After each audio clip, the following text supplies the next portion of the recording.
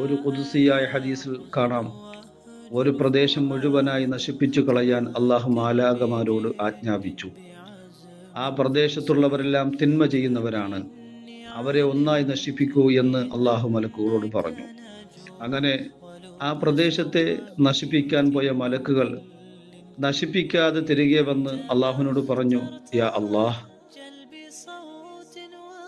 രാപകൽ വ്യത്യാസമില്ലാതെ സർവ്വസമയവും നിന്നെ ആരാധിക്കുന്ന, നിനക്ക് ദിക്റും ദുആയുമായി കഴിഞ്ഞുകൂടുന്ന, മറ്റൊരു ചിന്തയിൽ ഏർപ്പെടാത്ത ഒരാൾ അവിടെയുണ്ട്.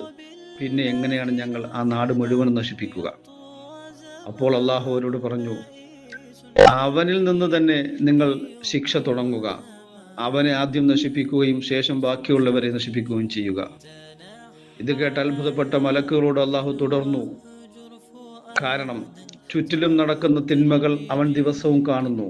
പക്ഷെ അവൻ അത് തിരുത്താതെ, ജനങ്ങളെ ബോധവാന്മാരാക്കാതെ എന്നെ ആരാധിക്കുന്ന തിരക്കിൽ മാത്രം കഴിഞ്ഞുകൂടുകയാണ്.